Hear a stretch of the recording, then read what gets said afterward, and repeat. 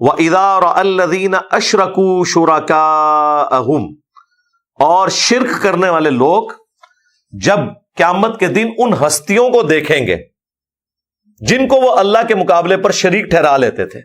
یعنی آپ آسانی کے لیے سمجھ لیں، کرسچنز جب جیزس کرائسٹ کو دیکھیں گے، اب سمجھ تو ان کو آ جائے گی. اور سورہ قاف میں آیا کہ آج ہم نے تیری نظر سے پردے ہٹا دیے ہیں تو تیری نظر بہت تیز ہے، سب کچھ تجھے واضح نظر آ رہا ہے. تو اب ان کے پاس کوئی بہانہ تو بچا نہیں ہے، آخری وہ ایک کوشش کر کے دیکھیں گے. اور بجائے یہ کہ اپنی غلطی کا اعتراف کرتے، وہ جب اپنے ان شریکوں کو دیکھیں گے جو اللہ کے نیک بندے بھی ہو سکتے ہیں جس طرح کہ جیزس کرائسٹ، عیسیٰ ابن مریم، اور ایسے لوگ بھی ہو سکتے ہیں جن کو لوگوں نے خام خواہ بڑھا چڑھا کر پیش کیا تھا. اللہ معافی دے سب کانٹیننٹ کے بزرگ باپے. دونوں صورتوں میں ان کے ماننے والے کہیں گے جب وہ ان شرکاء کو دیکھیں گے، قالوا ربنا هؤلاء شرکاؤنا، کہیں گے اے رب ہمارے یہ ہیں وہ ہمارے بڑے بڑے شریک، وہ ہستیاں جن کے بارے میں ہمیں زعم ہو گیا تھا. الذین کنا ندعو من دونک، جن کو ہم تیرے سوا پکارا کرتے تھے. اب دیکھیں کتنی چلاکی کی ہے احمد بریلوی صاحب نے یہاں اس کے نیچے ترجمہ پتا کیا کیا ہے؟ جن کو ہم پوجتے تھے تیرے سوا. حالانکہ عربی میں لفظ ہے ندعو، دعا، پکارنا، تاکہ کسی کا دماغ ہی نہ جائے کہ اس میں عبد القادر جیلانی کا پکارنا بھی آ سکتا ہے. یہ تو عبد القادر جیلانی کو پکارنے والا کبھی نہیں سوچے گا کہ میں عبد القادر جیلانی کی عبادت کر رہا ہوں. یہ ہے سب سے بڑی جو بے ایمانی کی گئی ہے قرآن کے ترجمے میں. جہاں جہاں ندعو ندعو آیا وہاں پوجنا کر دیا. ٹیکنیکلی یہ ترجمہ بھی درست ہے کیونکہ دعا بھی عبادت ہے، لیکن جو اس کا لفظی ترجمہ ہے وہ دعا ہی ہے. وہ تو اس کی ایکسپلینیشن ہے کہ ہر دعا عبادت ہے، لیکن یہ ڈائریکٹ پوجنے میں عبادت داخل کر دی تاکہ کوئی یہ نہ سوچے کہ میں عبد القادر جیلانی کو جو مشکل کشا مانے ہوئے ہوں تو میں کون سا ان کی عبادت کر رہا ہوں، میں تو توسل اختیار کر رہا ہوں، پیچھے تو اللہ ہی ہے نا.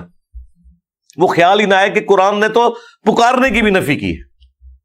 پکارنا جو مدد کے لیے ہو، ایک ویسے پکارنا ہے وہ آپ پکار سکتے ہیں. ہم نماز میں بھی پڑھتے ہیں السلام علیک ایھا النبی، بخاری مسلم میں حدیث ہے، جب تم نماز میں یہ پڑھو گے تو اللہ تعالیٰ ہر نیک بندے تک تمہارا سلام پہنچا دے گا. السلام علینا وعلی عباد اللہ الصالحین، زمین و اسمان میں ہر نیک بندے تک تمہارا سلام اللہ پہنچا دے گا. تو السلام علیک ایھا النبی یا السلام علیک یا نبی اللہ، یہ ہم نماز میں پڑھ رہے ہیں. لیکن یہ پکارنا ہم ان کو مخاطب کر کے ان کے لیے دعائے رحمت یا ان پر درود اور سلام بھیج رہے ہیں، مدد کے لیے نہیں پکار رہے. ہاں، لہذا یہ جو پکارنا ہے یہ وہ ہے ان کو مشکل کشا ماننا. ایاک نعبد و ایاک نستعین، اے اللہ عبادت بھی تیری کریں گے، مدد بھی تجھی سے مانگیں گے. یہاں مدد سے مراد کیا ہے؟ دعا. ظاہری اسباب نہیں، وہ تو حکم ہے وتعاونوا علی البر والتقوی ولا تعاونوا علی الاثم والعدوان، نیکی اور پرہیزگاری کے کاموں میں ایک دوسرے کی مدد کرو، برائی میں نہ کرو. ایسی مدد کا تو حکم ہے، لیکن ایک ہے دعا کہ ایک شخص آپ کے سامنے موجود نہیں ہے، آپ اس کو وسیلے کے طور پر بھی اڈاپٹ نہیں کر سکتے، توسل کے طور پر. جس طرح میں کہتا ہوں کہ مجھے پانی پلا دے، ٹھیک ہے آپ وسیلے کے طور پہ ظاہری سبب ہے، لیکن آپ بغداد میں وہاں بھی قبر کے اندر دفن ہے اور میں کہتا ہوں جی غوث پاک 2 بوتلیں نیزلے دیے بھیج دو، نہ، غوث پاک قیامت تک نہیں نیزلے 2 بوتلیں بھیج سکتے. ہاں وہاں کوئی ملازم ہے اس کو آپ فون پہ بات کریں اور وہ یہاں پہ کسی کو کہے اور وہ مارکیٹ سے خرید کے آپ کو دے دے، ایک الگ بات ہے، ظاہری اسباب ہے. لیکن جو دعا والا معاملہ ہے وہ اللہ کے ساتھ خاص ہے. امن یجیب المضطر اذا دعا، بھلا بتاؤ تو کون ہے جو اضطراب میں گھرے ہوئے شخص کی دعا کو سنتا ہے. ویکشف السوء، اور وہ تکلیف کو دور کر دیتا ہے اس شخص کی. وَيَجْعَلُكُمْ خُلَفَاءَ الْأَرْضِ، اور وہ تمہیں اگلوں کا زمین پر خلیفہ کرتا ہے، تمہارے ماں باپ کے مرنے کے بعد تمہارے مرنے کے بعد تمہاری اولاد. اِلَٰهٌ مَّعَ اللَّهِ، کیا اللہ کے ساتھ کوئی اور معبود بھی ہے جس کی یہ کوالٹیز ہو؟ قَلِيلًا مَّا تَذَكَّرُونَ، بہت کم ہی نصیحت حاصل کرتے ہو. یہ وہ آیت ہے جس میں اللہ تعالیٰ نے واضح کہا اگر تمہارا یہ عقیدہ ہے کہ اللہ کے سوا کوئی اور ہستی بھی دعا سن سکتی ہے، گویا تم نے اسے معبود مان لیا۔ اب یہ کہنے کی ضرورت نہیں ہے کہ وہ معبود ہے کہ نہیں۔ یا علی مدد کا مطلب ہے مولا علی کو آپ نے معبود ٹھہرا لیا۔ ہاں مولا علی یہاں موجود ہو، ہم ان سے مدد لے سکتے ہیں، لیکن جب دنیا سے چلے گئے اب اس دنیا کے ساتھ ان کی کوئی کمیونیکیشن نہیں ہے، ظاہری اسباب میں بھی نہیں ہے۔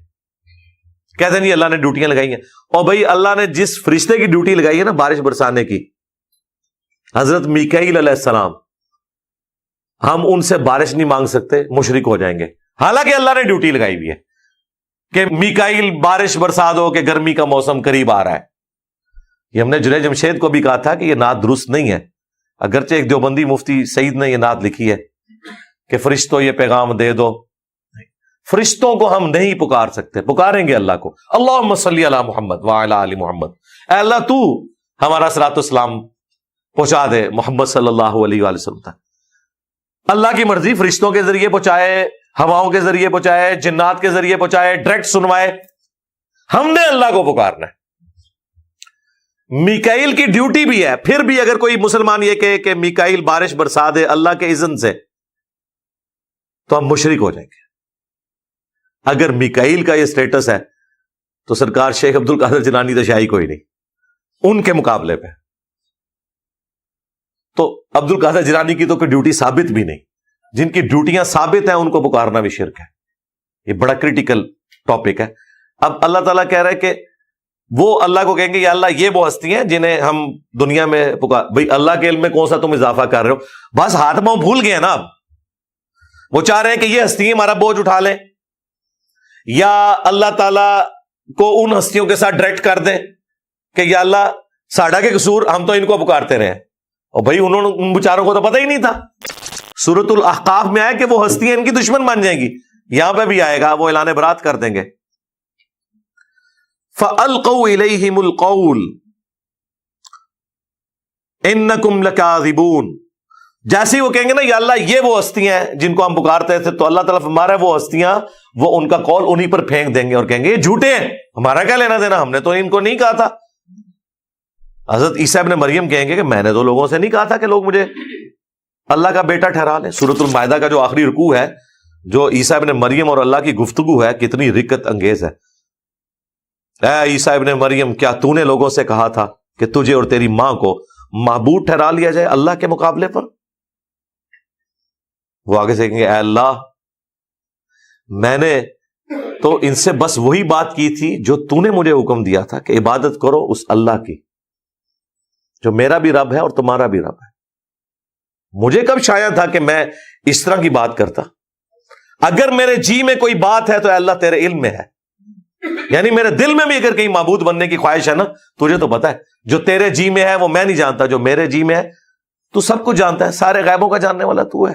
اب یہ تیرے بندے ہیں، جتنا عرصہ میں ان میں رہا ان پر گواہ تھا، جب تو نے مجھے اٹھا لیا تو ان پر گواہ تھا، اب یہ تیرے بندے ہیں، چاہے انہیں بخش دے چاہے انہیں عذاب دے۔ اللہ فرمائے گا آج کے دن صرف سچا عقیدہ ہی فائدہ دے گا، کوئی سفارش نہیں، یہ ایک ڈھکی چھپی سفارش ہی تھی کہ یا اللہ تیرے بندے ہیں، چھوڑنا چاہتا تو چھوڑ دے، ٹھیک ہے، یہ سفارش ہے، تھوڑا سا رشتہ تو ہے نا، سو کرو۔ پیغمبر رقیق القلب ہوتا ہے، پیغمبر کے بس میں ہو تو وہ مشرکین کو بھی بچا لیں قیامت والے دن اپنی اس نرمی کی وجہ سے، ٹھیک ہے، اسی لیے تھوڑی سی سفارش تو ڈال دیں گے، اللہ تیرے بندے ہیں، شرک کرتے رہے، تیری مرضی تو بخش دے، تیری مرضی۔ لیکن اللہ تعالیٰ بالکل اللہ کے ساتھ کسی کی رشتہ داری نہیں، اللہ کہے گا آج صرف سچوں کو سچا عقیدہ نفع دے گا، کوئی کسی کی سفارش نہ ڈھکی چھپی نہ ڈائریکٹ کوئی قبول نہیں ہوگا۔ تو وہ ہستیاں کہیں گی کہ یہ تو جھوٹ بول رہے ہیں۔ وَأَلْقَوْا إِلَى اللَّهِ يَوْمَئِذٍ السَّلَمَ، پھر وہ ہستیاں اللہ کی طرف عاجزی کے ساتھ متوجہ ہوں گی، اللہ کے سامنے سر تسلیم خم کریں گی، جھکیں گی۔ وَضَلَّ عَنْهُمْ مَا كَانُوا يَفْتَرُونَ، لو جی، اور پھر وہ سب کچھ ان کے ہاتھوں سے جاتا رہے گا جو دنیا میں وہ جھوٹ گھڑا کرتے تھے۔ یعنی جب وہ ہستیاں کہیں گی نا کہ جھوٹے ہو، ہمیں بیچ میں کہاں سے ڈال دیا، ہم تو خود اللہ کے بندے ہیں، ان کو تو بس اتنی بات کر کے پھر وہ اللہ کی طرف متوجہ ہوں گے کہ یا اللہ سر تسلیم خم ہے، ہم تیری مخلوق ہیں، ہمارا کوئی قصور نہیں جو کچھ انہوں نے کیا۔ بس اس کے بعد پھر ظاہر ہے ہاتھوں کے طوطے ہی اڑیں گے نا. یہ جو اردو میں بولا جاتا ہے نا ہاتھوں کے طوطے اڑ جانا, یہ عربی میں وَضَلَّ عَنْهُمْ مَا كَانُوا يَفْتَرُونَ, ان کے ہاتھوں سے جاتا رہے گا وہ جو دنیا میں افطرا کیا کرتے تھے, جھوٹ باندھا کرتے تھے.